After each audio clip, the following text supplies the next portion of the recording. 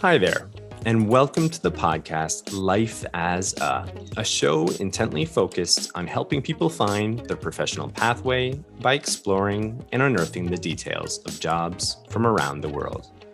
I'm your host, Christopher Schoenwald. In considering the day and age we live in, the complexities as far as managing the day-to-day on both a personal and professional plane could be considered to be an increasingly strenuous task. Take our global interconnectedness as an example and what that means in relation to the exchange of information between one another. There are very few nations left that are completely homogeneous as far as citizens go. Developing certain degrees of cultural awareness, understanding, and empathy are quickly, if not already, becoming must-have skill sets, both on the job and as a citizen on this planet. Our guest today knows a thing or two about all of this. The meshing of her personal and professional background brings together all of what I've been referencing. And if my discourse failed to sway you, I'm confident that hers will. Sheyla Dostert is a marketing and communications specialist working both within and for the European city of Luxembourg. As an employee of the City of Luxembourg, capital of the Grand Duchy of Luxembourg, she's mostly managing mobility projects ranging from major bus network changes within the capital to the launch of the capital's mobility plan. Being employed by the largest city within the country and serving the people who inhabit it requires a certain knowledge and skill in always knowing how to adapt to the nature and sensitivity of topics and projects, as well as finding appropriate ways to communicate with the target audience in order to keep people well informed with facts, to raise awareness, incorporating inclusion and mutual respect, or to get citizens involved in participatory meetings in shaping their city. Now, 71% of Luxembourg City is made up of foreigners, which might seem to be a major challenge when communicating, but actually is what makes her work so interesting. Prior to all of this, Sheyla began her career at a Big Four company in Luxembourg, notably in the clients and markets team, working on marketing and business development projects targeting the non-financial industries of the Luxembourg market. Later on, communication advisory was added to her tasks as well. Starting at a company like this allowed her to work in a multilingual and multicultural environment with people from all over the world. With a communication advisory having particularly sparked her interest in marketing communications, she joined a local 360 communication agency by the end of 2015.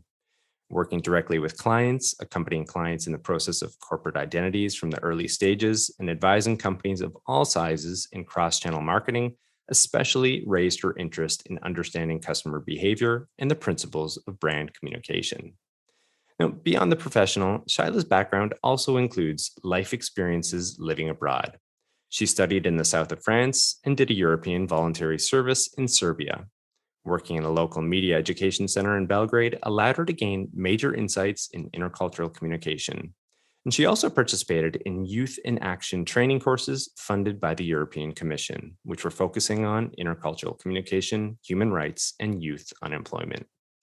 These experiences shaped her open-mindedness and original thinking, which probably has benefited all of her employers.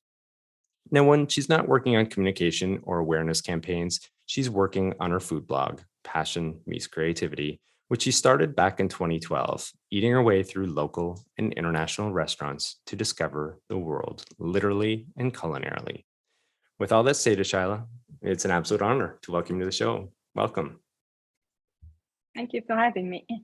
Yeah, I'm really excited to have this talk. I mean, there's so many interesting points about your career and your background. So why don't we just jump right into it? I do have the first segment lined up here, something called Coloring Wikipedia. And it's a segment where I just basically read off a definition. My listeners know I do it for a few reasons. One, kind of brings everybody up to speed on what the guest does. And then two, I think it's a nice launching pad for discussion. Sometimes there's things in the definition that fit, sometimes they don't. And then finally, too, I think, we as professionals, we always put our own stamp on things. How we do our job might be completely different than how somebody with the same title does their job elsewhere. So for all of these reasons, I think it's a great place to start. So I do have you down here, of course, for marketing communications, and I'm just going to read that off for you. And after I do so, maybe you could just kind of comment based on the context of all your experiences. Does that sound good? Okay. Yeah. All righty. So here we go. Marketing communications. Marketing communications refers to the use of different marketing channels and tools in combination. Marketing communication channels focus on how businesses communicate a message to its desired market or the market in general. Marketing communication tools include advertising, personal selling, direct marketing, sponsorship, communication, public relations, social media, customer journey, and promotion. There it is, a bit of a mouthful, but what are your first Yeah. thoughts on that, Sheyla? When I compare the three different jobs that I had, the definition is definitely correct. But as for now, as I'm working for the city of Luxembourg, I don't really have customers, or we as a city, we don't really have customers, but we are directly communicating to our citizens. So the definition is a bit more of a customer-based approach, whereas our approach is a little bit different, as we tend to inform or to, when we raise awareness, or also share the impressions of city life and events. So it's a little bit different from the current point of view, but generally speaking, it's absolutely correct. Yeah, that's really interesting. It's a whole different perspective, I suppose. I mean, the jobs and some of the duties might be similar. There might be crossover, but you're right. I mean, you're not necessarily considering your target market as customers in the traditional sense, right? Your job is a little bit different in that way. Okay. Would there be anything else additional that you could add to the definition to kind of make it a little more accurate? If I were to add something, it's also the whole branding aspect. I think sometimes we forget about it, but it's also a very important pillar to have your own voice, your own tone, and also to make constant effort to keep the brands on track, let's say. And that must be quite the challenge. I know I've got a couple of questions lined up to address this. I mean, with Luxembourg, that stat kind of blew me away. 71% of the population being comprised of foreigners. Having your channels, well developed to handle and well equipped to handle that must be interesting for you, to say the least. I mean, this is probably a really difficult question in that vein, but what would be a typical day or week like for you? What types of projects are you working on? Or it's quite difficult to say a typical week looks like this or like that, because every week might be completely different. If most of the time I start my week checking in with my internal clients, so the different departments that I'm advising in communication, and for which I also do the project management of communication projects. So I check in, see where we are standing with our different projects. Most of the time, also when I'm talking to my clients, they also arise new requests, and then we would fix dates for briefing meetings, and with the briefing meetings then also come brainstormings with my teammates and also with the other teams of our department, because we also have a whole digital team in our department. So to fuel also all our channels, we have regular meetings, but we also have partners outside of the city of Luxembourg, other administrations or even associations which we are working with. We have the suppliers. So it's also a lot of checking in, following up, getting everyone on board of the project. So it's really dynamic, let's say, and every week looks different, because also every project looks different. Yeah, it sounds like it. I mean, it sounds like it'd be something that would be keeping you on your toes, whether you wanted it to be or not. I mean, it would seem to demand that of you Yeah. on Yeah. a near daily basis. But I guess that too probably keeps it quite fresh in that sense. And Yes, that's true. no Yeah. day is the You same. never get bored. No, You never no, do. that's I mean, there are some recurrent projects, but most of the projects are new projects, and also they evolve from other projects. So there's a lot of diversity, and that's what makes it really rich. yeah. Could you just fill listeners in really quickly? Like what would be one typical project? Like I know off the top when I was introducing you, I talked about, this mobility type, projects and things that you're working on. Could you lend a little bit more insights about what that means, maybe? Yes, sure. On one hand, just to give us a quick explanation, in Luxembourg, the bus department, for instance, the bus service for the city is not privatized, so it's within the administration. So my largest projects usually are with that department. When we have large projects on adapting the bus network, also with the introduction of a tram in the city. We did major changes in the network, and then you have to inform the citizens, but we don't only have the citizens of the capital, but also of the Grand Duchy. And we have quite also a lot of people from the neighboring countries that come to work to Luxembourg every day. So to keep everyone informed about the changes and also about the most important information. Okay. No, that's really Yeah. helpful. I think that, brings everybody up to speed and certainly illustrates some of the challenge that you are probably faced with in doing this type of work. So yeah, thank you for sharing that. Well, in that vein, why don't we skip on over into a new segment here, Sheyla? It's something called a Q&A discovery. We can just kind of continue this back and forth. And the first question I hear, I kind of want to dig into your backstory a little bit. I alluded to some of that again in the bio when I was reading that off.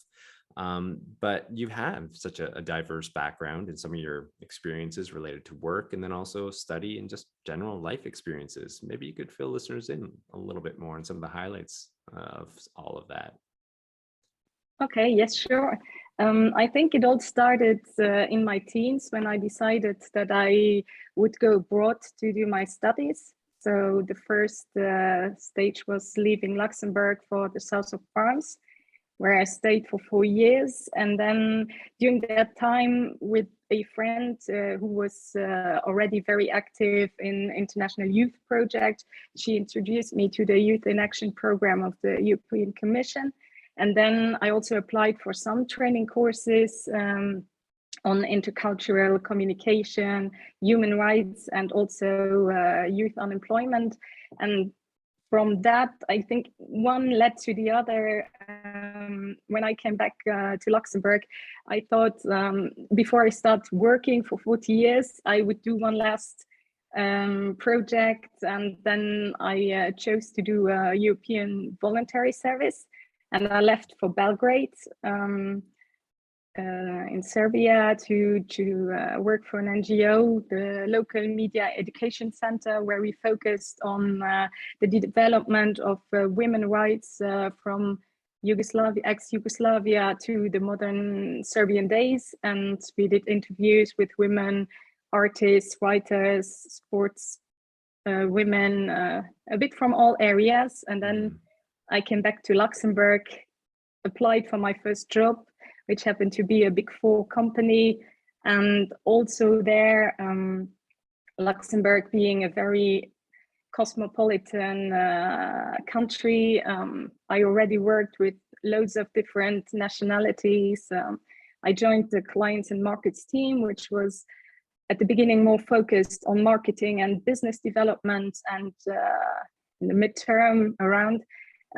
We also started with the communication advisory. So this also added up to my tasks. And that at some point I decided that it would be good also to have the perspective of a communication agency, and then applied for the job where I worked for many different clients. And at some point I got interested in city marketing, and then I ended up at the city of Luxembourg.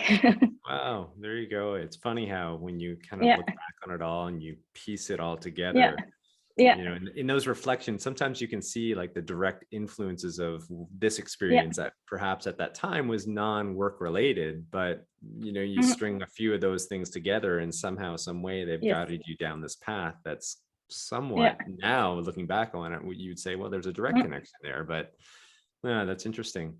Did like when you were starting out, was this an area like these are obviously issues that you had an interest in the first place when you were going on some of these international endeavors and you know the human rights issues and the NGOs and then work and that type of thing. You had initial interest there and then it just sort of built off of that, would you say? Yes, I would say because I didn't have a very concrete career plan when I was finishing school. So I took the first opportunity, which led to another opportunity, which led to another opportunity. So it was really also the coincidence of meeting several people, exchanging with them, and then gaining new interest in different topics, but also in different aspects of the marketing and communications field. So it was really a lot of coincidences that led to my current Yeah. position, and it's still something in a lot of fields of my life that is ongoing, and I enjoy it a lot. Yeah, yeah. It's interesting, like those types of travel experiences again, and the impacts that they can have on people just in terms of Mhm. life and living. You're exposed to new ideas. And when, you know, sometimes people think of just traveling as like a bit of a selfish endeavor where you're just going out to please yourself and relax and, you know, sit on a beach or something like that. And sure, I mean, that can be the meaning for a lot of people. But other times too, like you attach yourself to different projects while you are traveling abroad. And again, it's just this exposure Yes, to ideas and people and everything else. And then slowly over time, you know, if your eyes are open wide enough, it can begin to expose, you know, sort of new pathways forward for people. And it seems like that was the case perhaps for you. So yeah, no, yes, thanks for that's true. sharing a little bit Yeah. about that backstory. I think it's really interesting. I'm sure listeners will appreciate that too. I do have another question here. And again, in prepping for this talk, there's something off the bio that I read, and I'd like to kind of revisit that. So I'm just going to go over that one more time, then I'll ask you to Mhm. comment on this.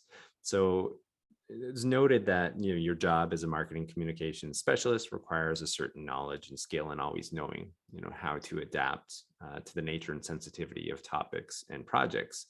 And you also know you know the importance of communicating facts, the inclusion, fostering a mutual respect, as well as community engagement. Those are really important, you know, roles within the type of work that you do. Mm. Maybe you could speak a little bit more about those points and you know explain what they mean to you and what their significance is, Yes, I sure, guess. sure. Um, I think as a communication advisor, you really also have to know the industries and the sectors your clients are working in. For every experience that I had, actually, this is true. And also to understand the developments, you have to be able to process information and transform it in an understandable and digest way to your customers, because as we mentioned before, we have many different nationalities. So for many people, English or French is just a mean to communicate, but it's not their mother tongue. So you really have to understand what you are communicating in order to make it through everyone. So also understand people's behaviors, what channels do they use, what information are they looking for on the website, for instance, or other different channels. So it's really a whole process of understanding, processing, transforming, and then doing your actual job of informing the people out there. So Yeah. it asks for a lot of different stages of the project in order to fulfill your mission. Certainly. I'd imagine as well that, you know, and you just explaining all of that, like your team as well, like within your agency, is that, multicultural as well? I would assume it would have to be to a certain degree to kind of fully understand and grasp some of the, different types of people or, ethnicities, I suppose, and cultural groups that you're trying to reach and effectively communicate with. Is your team also? In Luxembourg, it's really common to go abroad to study. So most of us, or almost all of us, have studied abroad. Okay. We got to know different cultures. We have some people also from different nationalities. So we have a lot of people who actually lived abroad and know also the cultural differences. People understand the cultural differences, so we also know how to approach different target groups. So yeah, I'm gonna return to the word that you actually brought up, which is dynamic, to describe all of this. And it sounds like, not only the job being dynamic, but I guess like the skills and whatnot that you and your team would have to have and be able to employ. And that word would seem to be quite fitting. Okay, oh, that's really interesting. I was just thinking as well, like when you'd mentioned all the different marketing channels as well. I mean, this program is being produced out of Japan, and I can see the differences here oftentimes, just like platform choices and the tone or tonality of, how you're trying to reach, different segments within the population here. That's just within the Japanese population. And then of course you have, foreigners living here too. And it's completely different in that sense also. So yeah, with the amount that you would have in that market, much more, I can only imagine the degree of difficulty at times, but also I suppose a lot of the rewarding elements to it too, when you can effectively communicate what you're trying to do. So okay, I guess in relation to this previous question, what has been your greatest challenge in devising these communication strategies for the city population, mainly comprised of foreigners or, people coming in and out that aren't actually from Luxembourg? I think the biggest challenge always remains language.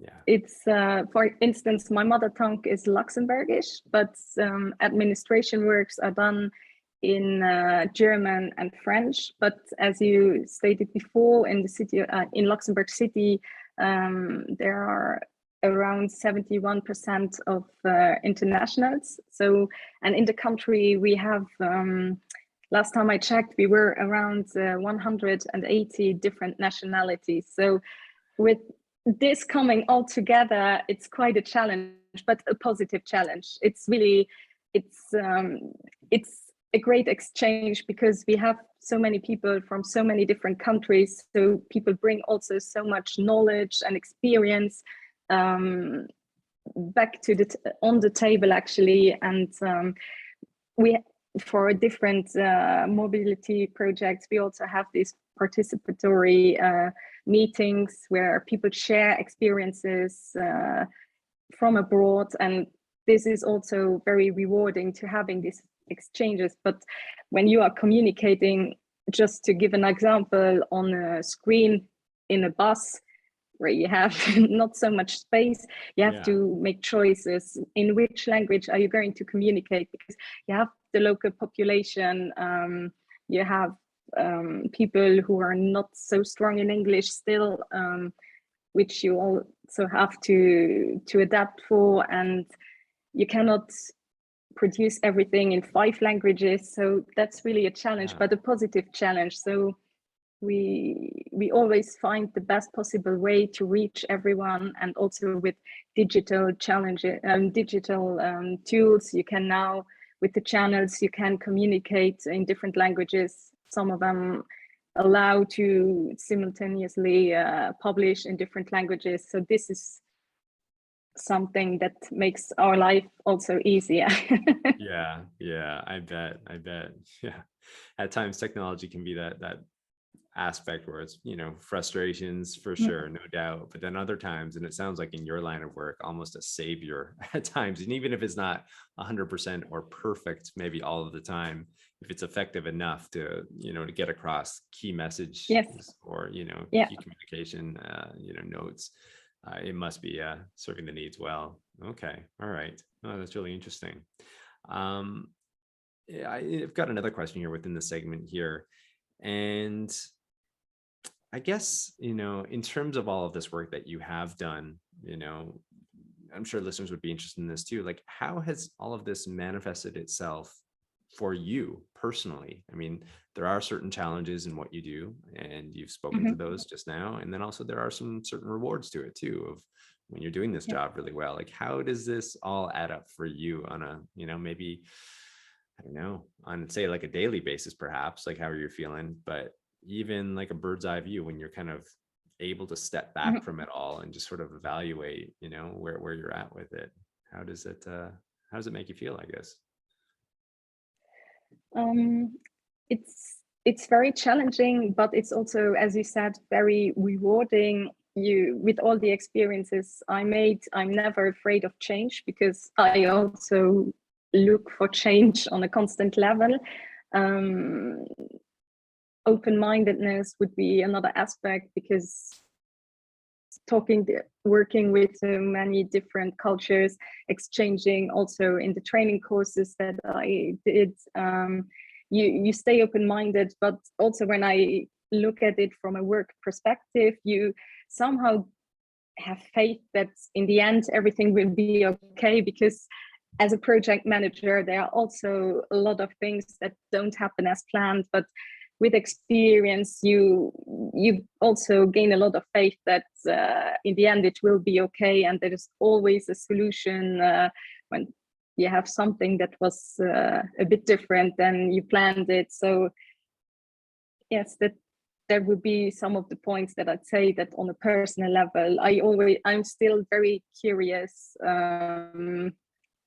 I could keep up the level from the private sector, also in the public sector, because I have a lot of different projects, and yeah, that it's also something which I'm very happy about. That there's a lot of, the rhythm is high, and also that you can see through many different perspectives when working with different people. Yeah, I can see that. I can imagine that. And also too, I think, in terms of what you do, what I'm guessing from an outsider's perspective, it could be really rewarding as well, would be the fact that traditionally, I suppose, within marketing communications, we kind of spoke about this off the top, where, in a traditional sense, your target market are maybe customers of a product or service, and you're trying to, sway or, develop people to change their habits for a brand per se. Mhm. But again, Yeah. in the type of work that you're doing, it's much, much different. You're trying to facilitate and like inform and, seems to me like make things go as smoothly as possible, especially in the line of work that, you're doing and with these mobility projects and whatnot. So the rewards must be, I don't know if this is going to come out the right way, but like in a pure sense, there's something a little bit more meaningful maybe to it when you're seeing the labor of your work coming to fruition, and people are moving, large groups of people are moving effectively from one part of the city, things aren't getting jammed up, and everyone's lives are going smoothly in that sense. Versus, I guess, maybe if you're working for an agency and you had a successful campaign and you convinced a bunch of people to buy XYZ project or XYZ product or something like that. It's different. I guess what I'm getting at here. Yes. So I'm guessing Yeah. that also maybe that purity, that element of purity to it all might, I don't know, have something to do with it. Am I onto anything here, or am I just reaching? No, it's different. I cannot say that the other work was not rewarding, because you develop a campaign, you set KPIs, and Yeah. you have to do the work and the research, and also afterwards analyze data, how it worked, how it performed, and you learn a lot also from these projects. But it depends. It really depends on the fields, on the industries you're working in. Because when I was working at the Big Four company, for instance, it was for the non-financial industries. So we also had a lot of clients that were in the public sector or in the industry, which we still have a little bit of in Luxembourg. So it's also very rewarding, but the current projects or the projects from the last 5 years, of course, when you have a big network change and you get positive feedback, and you see that also, I imagine you know the fact that Luxembourg was the first country where public transportation is free. So from that perspective, also changing the network to make it as efficient as possible, to get people on board to use public transportation. And when you see that things are moving forward and people are also happy with the new changes that you add to the bus network, so, and you can communicate it, and this is also very rewarding, of course. I also work on other subjects for the city, not only mobility. There are also a lot of youth projects that I'm accompanying the department with, and it's nice to see what products, I also say products, but what projects you have in the end, and how you also involve people in the city life, but also not from a events perspective, but really the life in the city. That's also very, very interesting to see evolution, and to see also the perspective where you can go to. Yeah, how you can affect it in a positive manner. And you know, I just had an idea spring to my mind right now. I mean, with a lot that's going on in terms of like climate change and climate awareness, and like I'm sure issues such as that are always, you know, on the table, and they're always being discussed in different manners as well. But you know, if you can bring forward projects or ideas that are affecting change in a positive way in that sense too, I mean, there's got to be a degree of reward attached to all of that too. So yeah. Okay. Yeah, it sounds like such again, I'm going to use that word again, dynamic. There's just so many different things that are going on, and really unique, really interesting. Okay. Well, I do want to shift on over into another segment here, Sheyla, something called a water cooler story. And as my listeners know, it's basically just a segment where I ask the guests to indulge listeners with a story somehow related to their work. So I'm really excited to hear what you have for us today. I was thinking about my work recently, and with a colleague, we were discussing that it's quite funny because when we are traveling, we are also always sending pictures of communication tools around bus stops that we see in foreign countries. So now it's really an occupational hazard. When I'm moving abroad, landing at the airport, just checking how I get to my hotel or to friends that I'm visiting, I already see the different types of communication channels they use, and it's just I cannot not do it, because it's just when you walk around and you see, sometimes you also, when I went back to Belgrade, I saw these screens on the bus stops where you could get lots of information. I took a picture, I sent it to my colleague, and I said, when are we going to get these? We gotta do this. Get a picture with it. There we go. There you go. Yeah, so the secret life. Basically what happens when you are thinking and brainstorming about clients' information all the time. Yeah. Well, I think that's natural. You know, like I think a lot of people probably, you know, do these types of things, but maybe none of them are as brave as you to maybe admit that. But I think it's really, really insightful. Well, you know, with that in mind, are there any particular places, like any cities or countries that are just doing it right, that, you know, that were impressive to you in that? I think that from what I've seen from our neighboring countries, we are in a good flow. I think we have already made a lot of progress in recent years. There are many projects already on the table to improve, to become even more digital. Interestingly enough, when I last went to Belgrade, it was 3 years ago, I found that they also did a lot of work within the last 10 years concerning client information at bus stops. that was very interesting. But also in Germany, you see that that they have made a lot of progress. But I don't have like one country in mind where I'd say, okay, these are really much more progressive than the rest of us. So it's like small examples when like the screens on the bus stop when I went to Belgrade, but then you have the bus plans also that I saw in Germany, and that we now also it was a different it was at the same time when we did the project, and then I traveled abroad and I saw, okay, other countries do the same things. It's like everyone is catching up to get the most of client information. Yeah. Well, it makes sense. It certainly makes sense. I mean, that's how any type of progress is made, right? It's always like these little increments and taking an idea here and then transforming it to fit, the needs of, your market per se. So yeah, it makes sense. No, I like that. All right. Well, thank you for sharing that. We are, just whipping through all of this, to be honest, Sheyla. We're into the last segment already, and something called the crystal ball segment, as the name implies. We're, looking towards the future, trends, predictions, so on and so forth. And I'd like to kind of look at marketing communication strategies as far as how it's developing, moving forward. Maybe certain things like the influence of technology. We briefly spoke about that already. What role that's playing, maybe some of the different channels or social platforms that are being used to help reach or spread awareness of different campaigns that you're currently running. Maybe you could speak to that if you don't mind.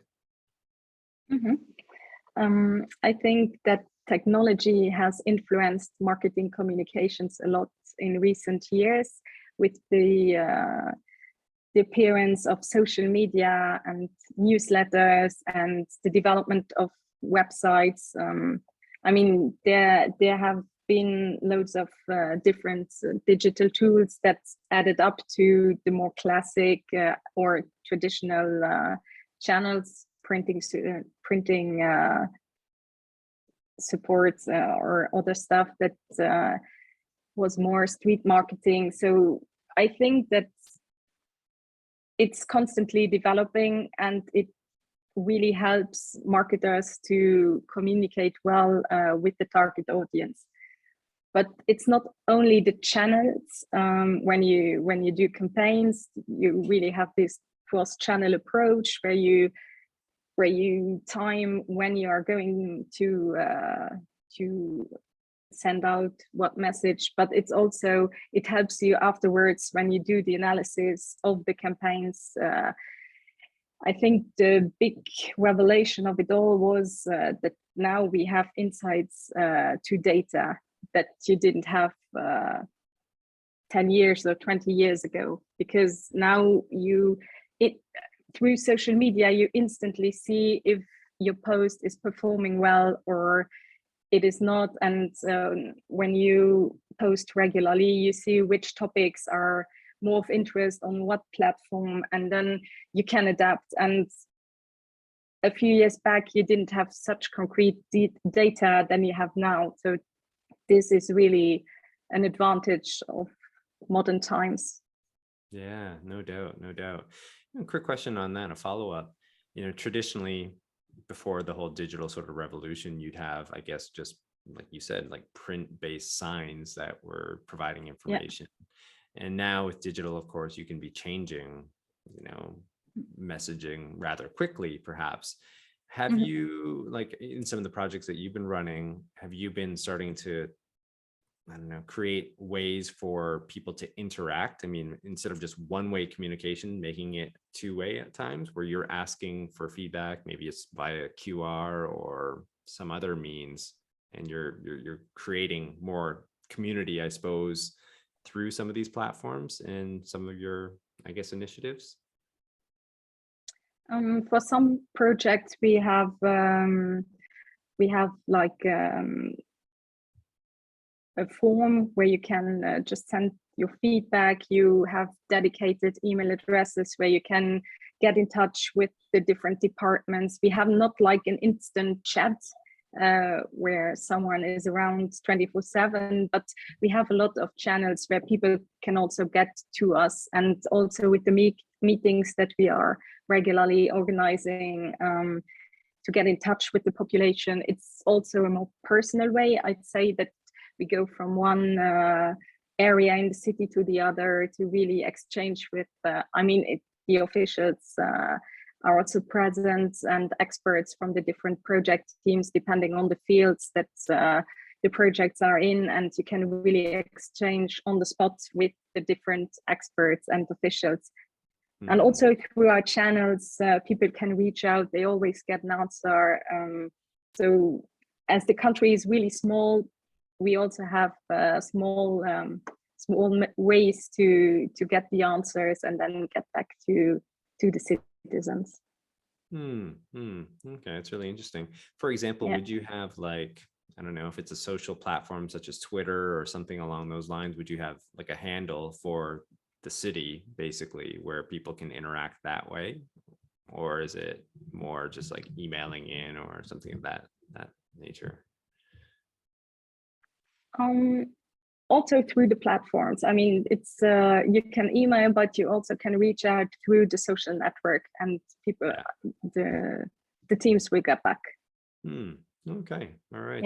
Well, it fascinates me in the sense of like just thinking back, even 10 years ago, 15 years ago, like just the drastic differences of how we communicate with one another, how cities, governments, everything is it's changing just so rapidly. So I mean, that's one tiny little example there, but okay. Well, in light of all of that, what personally excites you about this field and what you're doing moving forward? Is there anything that specifically you're excited to see develop further? Maybe it is this aspect of technology, or maybe it's something completely different. I'd say that it's the fast-paced environment that is really exciting, because there are so many different channels popping up, and you always have to adapt. But it's also, you stay in the field, and sorry, could we repeat the question, this one? Oh yeah, sure. I'm sorry. No problem. What excites you about this field moving forward, in terms of your involvement with it? Is it like the technology aspect of it, or is it something different? What excites me most is really the exchange with customers or with the citizens. I think you really have to like human beings to do that job, because it's mostly about also the people. It's sure also about the product, but it's also about the people, about how a product makes them feel, an experience. I mean, it depends on the fields that you're working in, but generally speaking, when it comes to marketing communications, what excites me most is to understand how emotions work, how the human brain works, because all these aspects also play when you talk marketing communications, because there are so many businesses that are having a great product and which are doing a great job, but in the end it's also the whole approach of the communication that somehow makes if something works out or it doesn't work out. So it's always a challenge, because it's not like in mathematics when you add two things, you know what the result will get, but here it's not an exact science. So you always have to try, and you always have to do the research to understand and to adapt quickly to new situations, because something that worked a year ago might not work anymore, because the channels you use are not targeting the audience you actually want to reach. So you cannot just sit and say, okay, I've seen that before and I will just apply it to the next story. So it's constantly evolving, and it's also the pace that it's somehow, many people are happy when they have security, but I find this aspect that you can never be sure if it's really going to work, that also excites me, and that also pushes me to do a good job,